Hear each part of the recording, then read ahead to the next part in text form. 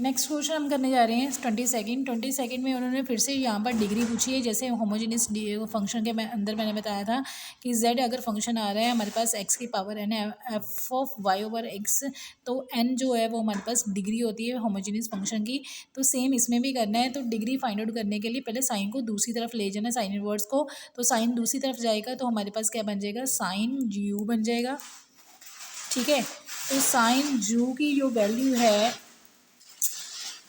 Sign जू की value ऊपर से हमारे पास जो है वो x कॉमन निकलेगा। तो जो जितना इस ये टॉपिक इतनी टर्म बच जाएगी उसमें से x कॉमन निकलेगा। तो ऊपर से x कॉमन निकालेंगे हम और नीचे से x की पावर जो है मैक्सिमम पावर कॉमन निकालेंगे। वो कितनी आएगी हमारे पास 8, x की पावर 8। तो अंदर जो टर्म बचेगी वो हमारे पास 1 प्लस 2y ओवर x आ जाएगा, प्लस का हमारे पास 3z ओवर x आएगा और नीचे भी सेम ऐसे ही आएगा हमारे पास 1 plus y over 8 x power 8 plus z over b हमारे पास ऐसे ही टर्म बनेगी एक्स की फंक्शन में। तो हमने जस्ट क्या देखनी है, डिग्री देखनी है। तो डिग्री सिर्फ यहीं से देखेंगे हम। तो ऊपर एक्स की पावर 1 आ रही है, ये एक्स की पावर 8 ऊपर जाके माइनस होगी। तो यहाँ पर हमारे पास जो फंक्शन है वो डिग्री जो है वो बन जाएगी हमारे पास 1 माइनस का 8, वो बन जाएगा माइनस का 7। तो अंदर जो है फंक्शन ये माइनस का क्या बन जाएगा 7, और यहाँ पर अंदर जो फंक्शन वो है वो y ओवर x की फॉर्म में और z ओवर x की फॉर्म में बन जाएगा। तो उसके अकॉर्डिंग जो है वो हमारे पास जो डिग्री है वो बच रही है हमारे पास माइनस का 7। तो आंसर जो करेक्ट आंसर जो है वो सी ऑप्शन आ रही है। तो यहाँ से डायरेक्ट भी आप कर सकते हो, साइन उधर जाएगा तो साइन यू बन जाएगा। ऊपर से एक्स की हाईएस्ट डिग्री देखो, नीचे से एक्स की हाईएस्ट डिग्री देखो और दोनों को माइनस करो। दैट इज नीचे वाली टर्म ऊपर जाकर माइनस होगी तो माइनस का 7 आएगा। जल्दी जल्दी में क्वेश्चन गलत नहीं करना, पॉजिटिव 7 नहीं लिखना। अगर ऊपर पावर ज़्यादा होती तो नीचे एक्स होता, ऊपर 8 होता, फिर 8 माइनस 1 आना था, फिर पॉजिटिव 7 आना था। अदरवाइज इसमें माइनस का 7 आना, पेपर में गड़बड़ी नहीं करनी साइन की। तो नेक्स्ट जो है 23rd क्वेश्चन जो है 23rd क्वेश्चन के अंदर z होमोजीनियस फंक्शन दे रखा है। दैट इज ये इसी टाइप का आपके पास फंक्शन दे रखा है। ये होमोजीनियस फंक्शन की ही कॉन्सेप्ट था। तो होमोजीनियस फंक्शन दे रखा है इन x और y। तो यूलर फॉर्म पूछी है। तो यूलर फॉर्म के अंदर हमारे पास 4 फॉर्मूले बनते हैं। यूलर थ्योरम का पहला रिजल्ट क्या था, x into curly z over curly x plus Y into curly z over curly y equal to NZ। तो यहाँ पर पहला ही रिजल्ट जो है यूलर थ्योरम का यहाँ पर पहली ऑप्शन में बन रहा है। तो यही आंसर हमारे पास करेक्ट आएगा। बाकी जो 3 और फॉर्मूले थे वो मैंने कॉपी पर लिखे हुए हैं, तो वहाँ से आप देख सकते हो, उसको लर्न कर सकते हो। पेपर में उसके रिगार्डिंग भी क्वेश्चन पूछा जा सकता है आपसे। तो नेक्स्ट जो है वो 24th क्वेश्चन जो है हमारे पास 24th क्वेश्चन के अंदर क्या दे रखा है हमारे पास, z फंक्शन दे रखा है x cube plus y cube का function of the independent variables. तो इसके अंदर हमारे पास पार्शियल का जो है वो रिज़ल्ट लगेगा। ये रिज़ल्ट ही यहाँ पर ऑप्शन में पूछा गया है। रिज़ल्ट क्या होता है कि चाहे z का डबल डेरिवेटिव चाहे पहले x से करो फिर बाद में y से करो, या फिर पहले y से करो लास्ट में x से करो, वो दोनों आपस में क्या होते हैं, इक्वल होते हैं। तो ये डायरेक्ट रिज़ल्ट ही पूछा गया है पार्शियल का। तो वो आपने लर्न करना है। Curly square z over curly y curly x equal to curly square z over curly x और curly y। That is z का अगर डबल डेरिवेटिव कर रहे हो विद रिस्पेक्ट टू y और x, चाहे x से पहले करो चाहे y से पहले करो, आंसर जो है वो आपके पास सेम आएगा। तो ये डायरेक्ट रिजल्ट ही है, तो ये आपने याद रखना है। नेक्स्ट है हमारे पास 25th क्वेश्चन। 25th क्वेश्चन के अंदर हमारे पास दे रखा है x equal to R cos theta और y equal to R sine theta. तो हमारे पास उन्होंने curly R over curly x की वैल्यू पूछी है। जब भी ऐसे वाला क्वेश्चन आते हैं तो अगर आर का डेरिवेटिव पूछा है विद रिस्पेक्ट टू एक्स, तो फिर आपने यहाँ पर स्केयरिंग और एडिंग करनी है। स्केयरिंग और एडिंग करोगे, X square plus Y square equal to कितना बन गया, आर स्क्वायर। तो यहाँ पर जब डिफरेंशियल करोगे इसका with respect to X, X square का कितना आ गया 2x, वाई स्क्वायर कॉन्स्टेंट है तो इसलिए इसका डेरिवेटिव 0 आ गया। आर स्क्वायर का 2r करली आर ओवर करली एक्स आ गया। तो यहाँ से करली आर ओवर करली एक्स की जो वैल्यू निकालोगे आप, 2 के साथ 2 कैंसिल हो जाएगा, तो आपके पास बचेगा x ओवर क्या बच जाएगा, r। ठीक है। तो अगर इस क्वेश्चन में फिलहाल तो वो इन्होंने करली आर ओवर करली एक्स पूछा है, ऐसे ही करली आर ओवर करली वाई भी पूछ सकते हैं। तो करली आर ओवर करली वाई निकालते तब भी आपके पास जो आंसर बना था, वो बन जाना था समथिंग वाई ओवर आर।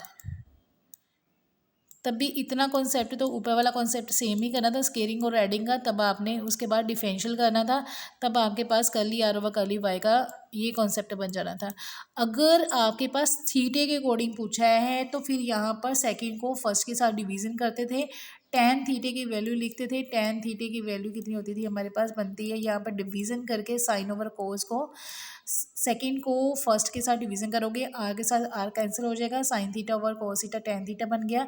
तो यहाँ पर टेन थीटे की जो वैल्यू है वो वाई ओवर कितना आ गया हमारे पास, एक्स। तो थीटे की वैल्यू निकाल सकते हो, थीटा कितना आ जाएगा, tan inverse Y over X. तो उसके अकॉर्डिंग हम डिफरेंशियल कर सकते हैं थीटे की विद रिस्पेक्ट टू एक्स भी और थीटे की विद रिस्पेक्ट टू वाई भी। तो पेपर में इसके रिगार्डिंग भी आपसे क्वेश्चन जो है डिफरेंशियल का पूछा जा सकता है। एक उन्होंने क्वेश्चन पूछा है, एक करली आर ओवर करली वाई का बनता है, एक करली थीटा ओवर करली एक्स का बनता है, एक करली थीटा ओवर करली वाई का बनता है। तीन और क्वेश्चन इसी के सिमिलर जैसे बनते हैं, तो आपको इससे इसके रिगार्डिंग पेपर में क्वेश्चन पूछ सकते हैं। नेक्स्ट जो है वो 26 क्वेश्चन जो है उसके अंदर उन्होंने फिर से क्या बोला, यहाँ पर होमोजीनियस फंक्शन दे रखा है। अब ये थोड़ा सा ज़्यादा ध्यान देना है, बड़े चालाकी से उन्होंने एक होमोजीनियस फंक्शन दे रखा है। लेकिन होमोजीनियस जो फंक्शन था मैंने आपको बताया था वो क्या होता है, z इक्वल टू एक्स की पावर n। ठीक है। और f ऑफ क्या होता है, y ओवर x होता है।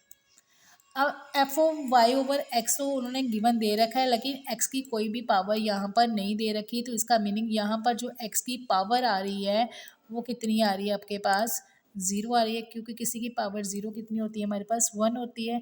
तो यहाँ पर उन्होंने यूलर थ्योरम का फर्स्ट रिजल्ट पूछा है। तो यूलर थ्योरम क्या कहती थी, अगर होमोजीनियस फंक्शन आ रहा है तो X into curly Z over curly X, Y into curly Z over curly Y, वो किसके इक्वल होता है हमारे पास, एन जेड के इक्वल होता है।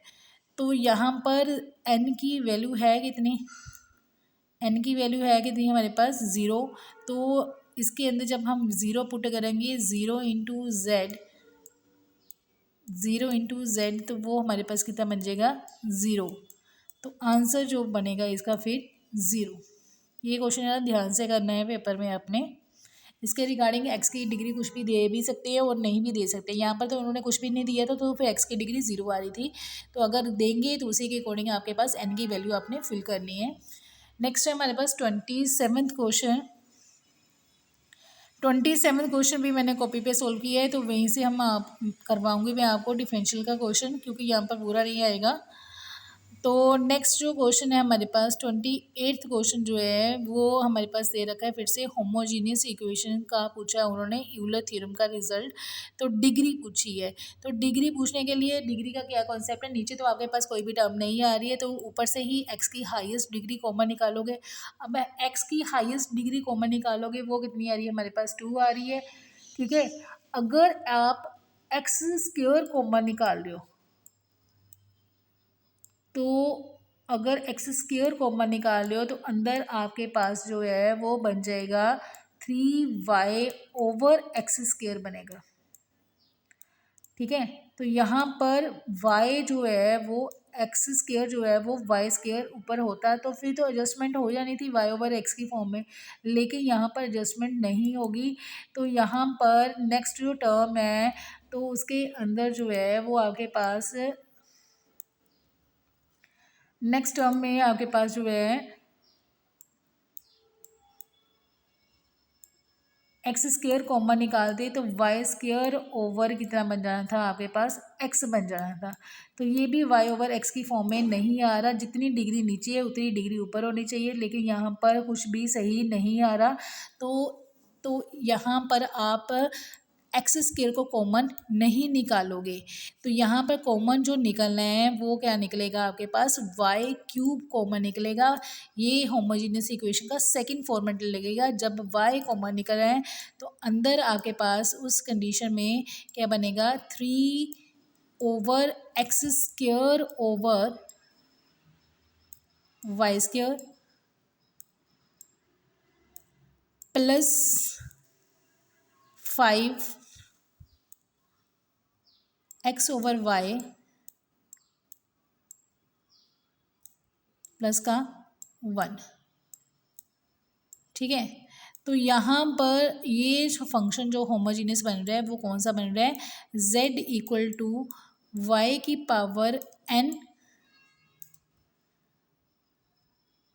इंटू x/y का फंक्शन बन रहा है। तो इसके अकॉर्डिंग अगर देखें तो यहाँ पर डिग्री जो है वो आपके पास कंपेयर करें y⁴n को, इसको y³ के साथ, तो डिग्री 3 आ रही है। तो ये उन्होंने बड़े चालाकी से क्वेश्चन डाला है। आप लोग क्या करोगे, x की हाईएस्ट डिग्री को बाहर निकालोगे, तब आपके पास जो है ये क्वेश्चन जो है वो गलत हो जाएगा। तो ये ज़रा ध्यान में रखना आप लोगों ने।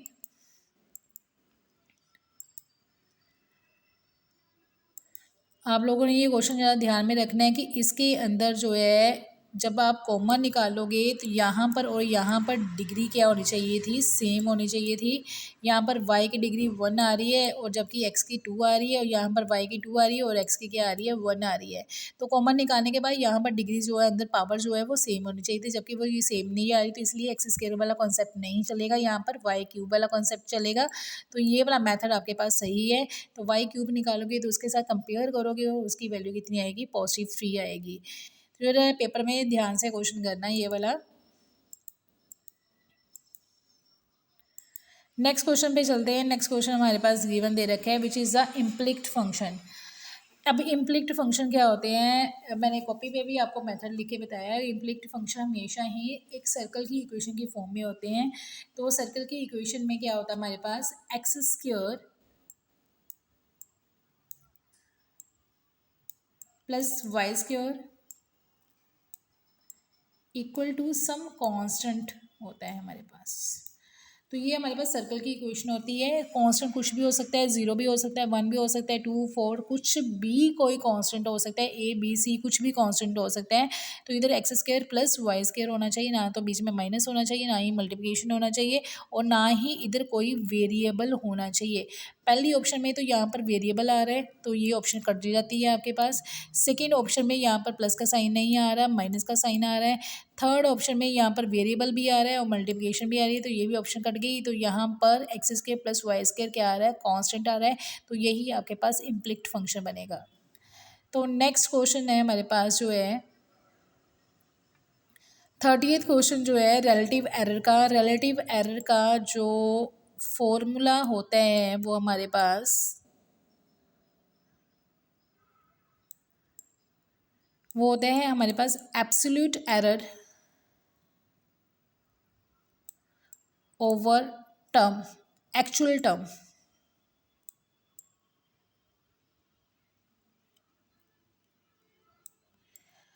और एब्सोल्यूट टर्म हमारे पास क्या आ रही है, जिसका हमने एरर फाइंड करना है। एब्सोल्यूट एरर किसके लिए फाइंड करना है, हमने एक्स के लिए फाइंड करना है।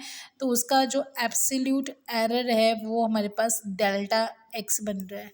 तो यहाँ पर जब आप रिलेटिव एरर निकालोगे तो डेल्टा एक्स एब्सोल्यूट एरर आ रही है आपके पास, और एक्चुअल टर्म जो है वो जिसका रिलेटिव एरर निकाल रहे हो वो क्या आ रही है हमारे पास, एक्स। तो हमारे पास delta x over x option आएगी, दैट इज़ डी ऑप्शन बनेगी हमारे पास।